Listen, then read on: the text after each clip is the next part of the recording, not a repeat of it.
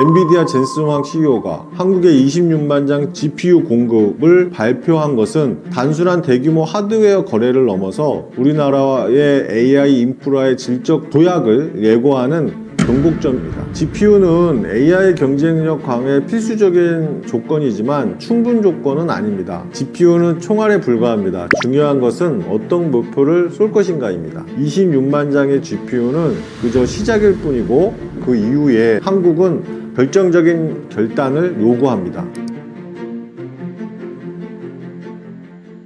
젠슨 황 CEO가 AI데이 서울을 통해 GPU 26만 장 공급 계획을 발표했는데요. 이번 발표가 남긴 의미는 무엇인가요?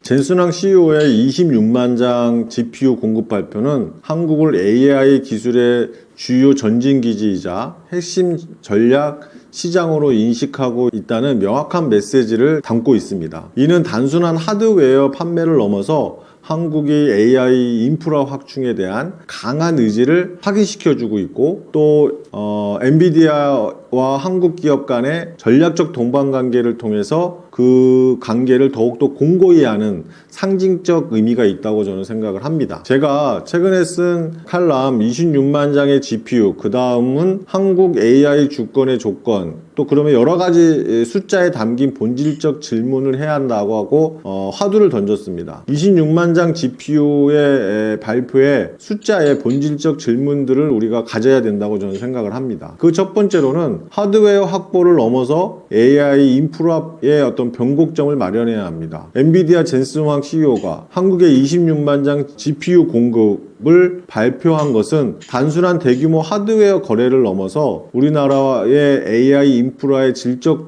도약을 예고하는 변곡점이기 때문입니다. 이 막대한 양의 그 GPU는 국내 기업과 연구소들이 거대한 언어 모델을 개발하고 또 AI 서비스의 확장을 할 수 있는 필수적인 연산 자원은 될 수 있습니다. 이러한 것들의 기반하에 한국은 AI 시대의 경쟁에서 뒤처지지 않고 글로벌 빅테크와 대등하게 경쟁할 수 있는 하드웨어적 최소 조건은 충족했다라고 봅니다. 그러나 이 숫자에 도취되는 것이 아니라 이 GPU의 활용을 통해서 어떠한 새로운 가치 창출을 할 것인가, 즉 속도가 아닌 방향에 대한 근본적인 질문을 우리가 던질 필요가 있다 라고 저는 생각을 하고 있습니다. 26만 장의 GPU 확보는 한국의 AI 산업의 밸류체인 내에서 어떠한 위치를 점했는지에 대한 결단을 요구합니다. 현재 한국은 메모리 제조 강국이지만 GPU 설계는 엔비디아가 하고 있고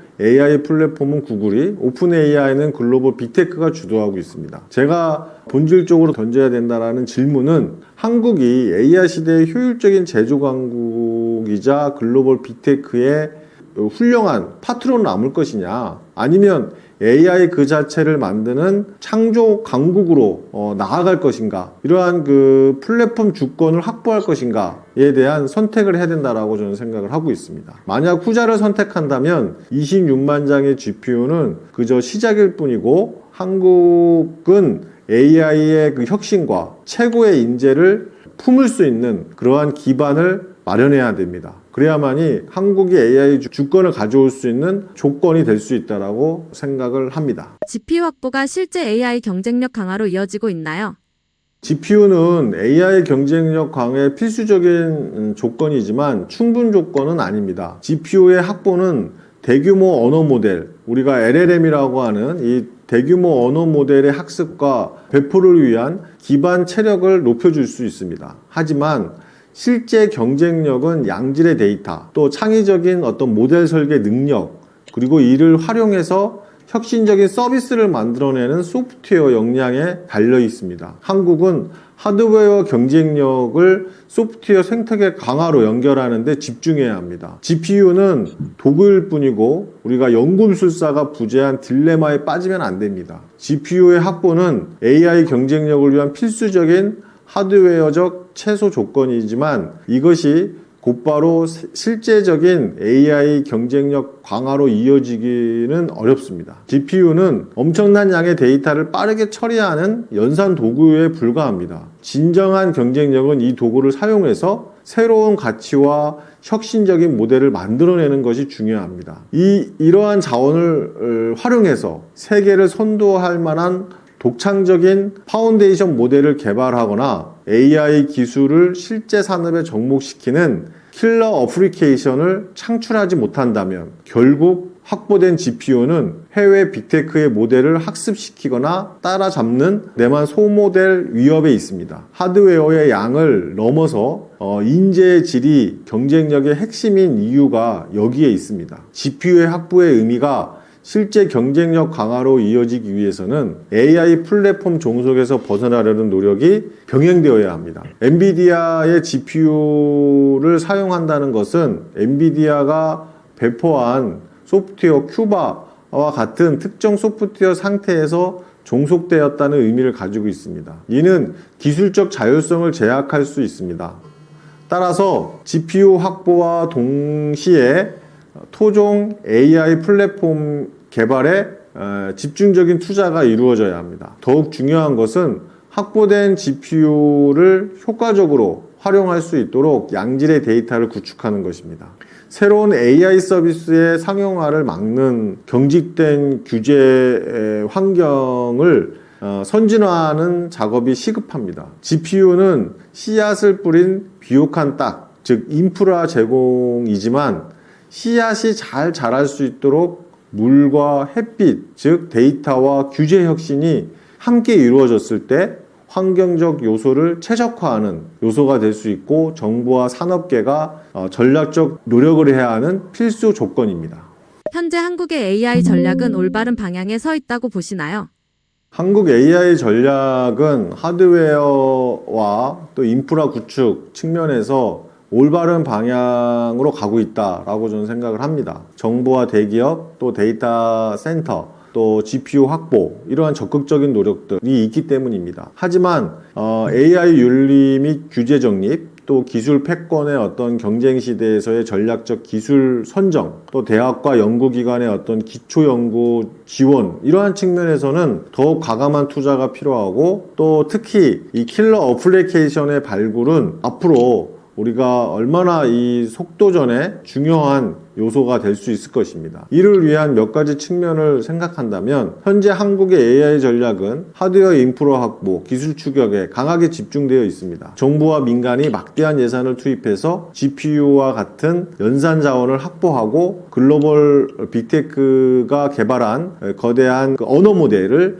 따라잡는 토종 LLM 개발에 박차를 가하는 것은 긍정적인 신호일 수 있습니다. 이는 AI 경쟁에 뒤처지지 않기 위한 필수적인 발판 다지기 전략이다 라고 저는 생각을 합니다. 그러나 인프라 모델 개발에만 집중하는 것은 결국 따라잡기 플레임에 갇힐 위협이 있습니다. 진정한 AI 주권은 단순히 해외 기술을 모방하는 것이 아니라 한국만의 독특한 데이터와 그리고 산업 환경에 맞는 킬러 어플리케이션과 원천 기술을 창출하는 우리가 퍼스트 모버의 역할을 해야 합니다. 현재 전략은 올바른 방향으로 나아가고 있지만 이 속도보다는 방향 전환의 어떤 것이 필요한 시점이라고 저는 생각을 합니다. 한국 AI 전략의 방향이 완전히 올바르다라고 말하기 어려운 가장 큰 이유는 AI 연구술사라 불릴 수 있는 최고 인재의 유입과 데이터 규제 완화, 또 선진화된 하드웨어 속도를 따라잡지 못하고 있기 때문입니다. 아무리 많은 GPU가 확보됐다 하더라도 이 자원을 활용해서 세계를 선도할 수 있는 창의적인 모델, 또 서비스를 설계할 수 있는 인력이 부족하다면 인프라 투자의 어떤 효율성을 떨어뜨리게 되는 것입니다. AI 기술이 다양한 산업 분야에 어떤 혁신을 가져오려면 양질의 데이터의 개방과 또 새로운 서비스의 등장은 매우 중요한 요소가 될 수 있습니다. 한국의 AI 전략이 지속적 지속 가능한 올바른 방향으로 나아가기 위해서는 이 기술 개발 중심에서 인재 육성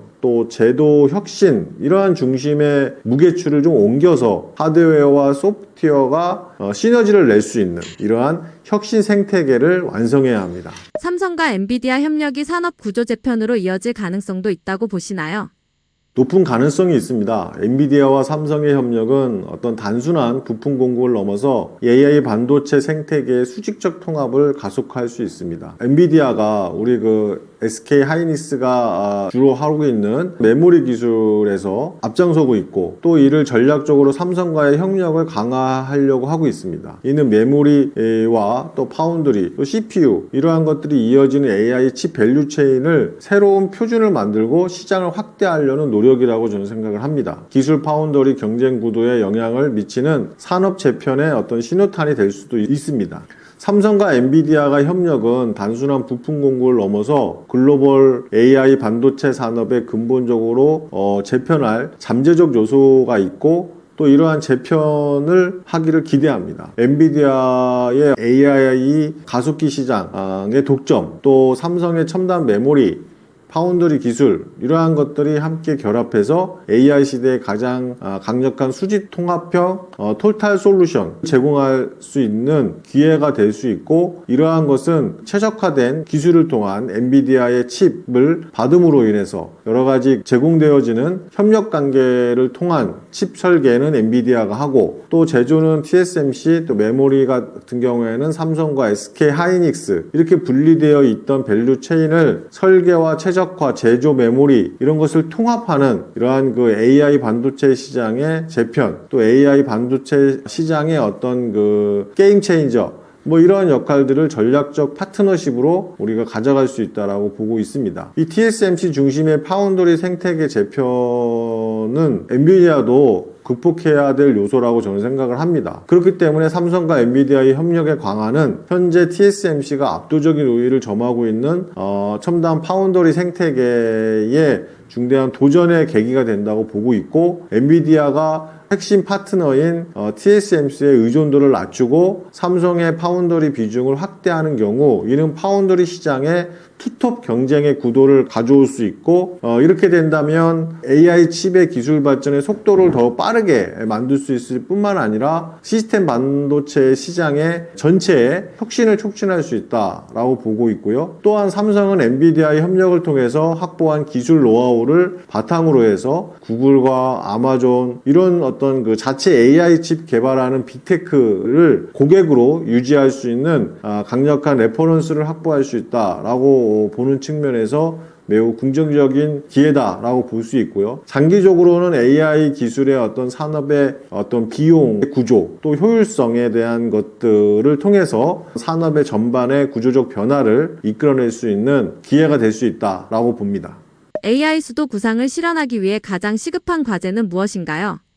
가장 시급한 과제는 고급 AI 인재의 확보입니다. 이러한 GPU는 돈으로 살 수 있습니다. 근데 최고 수준의 어떤 AI 연구자의 개발은 쉽게 만들 수가 없죠. AI 수도의 구상을 실현하기 위해서는 첫 번째로는 규제 샌드박스를 통한 혁신 환경을 조성해야 됩니다. 그리고 두 번째로는 글로벌 수준의 연구 환경과 그리고 처우 제공이 필요합니다. 세 번째로는 해외 인재 유입을 위한 정책적 지원을 통해서 세계적인 AI 인재들이 모일 수 있는 생태계를 구축해야 합니다. 제가 쓴 한국 AI 패권의 분수력, 산업 전환을 위한 골든타임이다 라는 내용으로 몇 가지 내용들을 제안했습니다. AI 수도 구상 실현을 위해서는 방향전환의 골든타임을 놓치면 안 됩니다. 현재 한국의 AI 수도의 구상을 위해서 가장 시급한 과제는 하드웨어, 즉 GPU의 확보와 같은 어떤 추격형 전략을 넘어서 선도형 플랫폼 주권을 확보하는 방향으로 근본적으로 전환을 해야 합니다. 엔비디아가 GPU를 대량 확보하는 것은 필수적인 인프라 구축이었습니다. 이는 AI를 빌려 쓰는 나라의 위치에서 벗어나지 못하게 하는 어떤 구조적 한계를 내포합니다. 진정한 AI 수도는 글로벌 빅테크가 주도하는 AI 밸류 체인의 종속고리를 끊고 한국이 독창적인 기술의 우위를 바탕으로 해서 세계와 경쟁하는 AI 플랫폼을 만들 때 가능합니다. 이는 단순한 한국형 언어 모델을 개발하는 것을 넘어서 한국이 강점을 가진 제조나 자동차, 로봇 이런 피지컬 AI 영역에서 세계적인 표준이 될 수 있는 특화된 AI 생태계 그리고 표준을 선정하는 이러한 담대한 결단이 요구되는 시점입니다. AI 수도의 어떤 구상을 실현하기 위해서는 두 번째 시급한 과제는 최고급 AI 인재 양성과 또 유입을 할 수 있는 기술적 난제를 해결하는 것이 매우 필요합니다. AI 혁신에 가로막는 제도적 장벽을 제거를 함으로써 이런 인재 유입이 가능하게 될 것입니다. 아무리 뛰어난 GPU와 인프라를 갖추었어도 이를 활용할 수 있는 인재가 없다면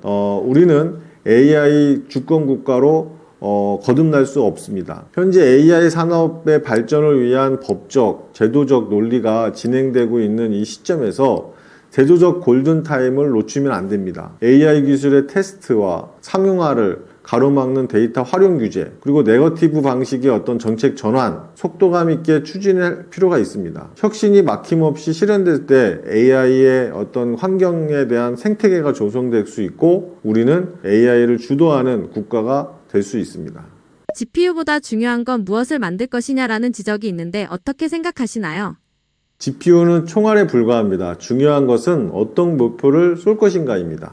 하드웨어적 기반 위의 국가 전략 차원의 AI 킬러 서비스를 기획하고 개발하는 것이 매우 중요합니다. 한국은 헬스케어, 제조, 교육, 국방 등 여러 가지 강점을 가지고 있습니다. 제조 산업의 기반도 가지고 있죠. AI를 접목할 수 있는 글로벌 표준화를 제시할 수 있습니다. 선택과 집중 전략이 필요한 이유입니다. 궁극적으로 인간의 삶의 질을 높일 수 있는 가치 창출형 AI에 초점을 맞춰야 합니다. 이를 위해서 GPU 확보가 연산 인프라라는 필수적인 토대를 제공하는 것은 맞습니다. 하지만 GPU보다 중요한 것은 이 막대한 연산 자원을 가지고 우리는 무엇을 만들 것인가? 가치 창출의 질문에 우리는 답을 해야 합니다. 한국은 지난 수십 년간 반도체 제조 강국으로서 하드웨어의 효율성과 양산 능력을 갖추었습니다. 거기에 집중했습니다. 그러나 AI 시대의 패권은 소프트웨어와 서비스 플랫폼이 결정할 것입니다. GPU는 해외 빅테크의 모델을 학습시키기 위한 도구가 아니라 한국 특유의 산업 환경과 데이터를 활용하는 세계적인 난제를 해결할 수 있는 독창적인 모델을 만드는 데 사용해야 합니다. 한국이 AI 시대의 단순한 하청 공장이 아닌 플랫폼 설계자가 되기 위해서는 이러한 인프라 중심의 사고방식에서 벗어나 혁신적인 AI 서비스 또 제품을 만들어내는 이런 패러다임의 전환이 시급합니다. 그래서 제가 말씀드리는 것은 무엇을 만들 것인가 라는 질문은 결국 누가 만들 것인가와 어떤 혁신의 목표를 할 것인가 라는 두 가지 근본적인 문제로 기결됩니다. GPU를 효율적으로 활용해서 창의적인 AI를 설계하고 구현할 최고급 AI 인재, 즉 AI 아키텍트를 한국의 AI 생태계의 가장 큰 걸림돌로 작용되는데 이러한 것들을 동시에 이미 포화된 범용 AI 시장을 뒤쫓기보다는 한국만의 강점에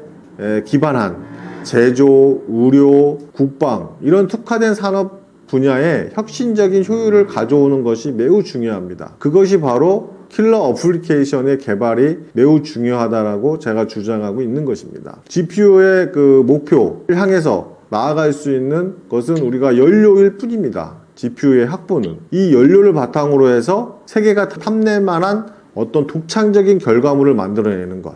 또 AI 기술을 주도권을 확보할 수 있는 것. 이것은 GPU보다 훨씬 중요한 과제이고 우리가 AI 주권을 실현하는 요소입니다. 그렇기 때문에 엔비디아의 젠슨 황이 26만 장을 우리에게 공급하겠다라고 한 것은 이러한 그 제조 역량 또 어떤 기술적인 것들을 확보해서 또 그것을 피드백하는 역량 또 기술에 어떤 적용하는 그 융합 능력 이러한 것들이 우리나라가 최적이라고 본 것이고 우리나라는 거기에 시험장이 될 것이 아니라 고급 인재를 바탕으로 한 새로운 것을 창출해내는 역할을 통해서 서비스의 창출, 어플리케이션의 창출 이런 것들을 제공하는 것이 매우 중요하고 이러한 것들을 제공하는 사람 또는 기업이 앞으로의 부의 주도권을 가져갈 것이라고 저는 생각합니다.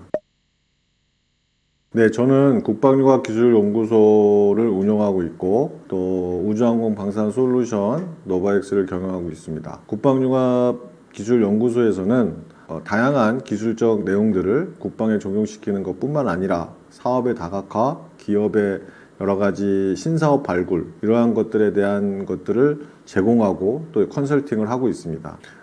또 여러 가지 그 활동들을 같이 하고 있습니다. 제가 쓴 칼럼이나 또 산업경제 인사이트를 여러분들한테 제공함으로 인해서 우리가 이런 앞서 말씀드린 사업의 다각화 또 여러 가지 사업의 기회를 여러분들에게 제공하고 또 함께 고민하는 역할들을 하고 있습니다. 제가 쓴 한 권으로 끝내는 공공조달 시장 진출이라는 책을 통해서 여러분들이 하고 있는 사업적 영역을 더 확대할 수 있는 기회가 될 수 있을 것이고요. 또 미래 산업인 우주 산업을 바라보기 위해서 제가 쓴 우주경제에 투자하라 라는 것들은 여러분들에게 많은 인사이트를 제공할 것입니다. 여러분들과 함께 사업의 다각화와 또 신사업에 대한 발굴 이러한 것들을 함께 고민하고 또 더욱더 산업에 대한 발전을 가져갈 수 있도록 하겠습니다.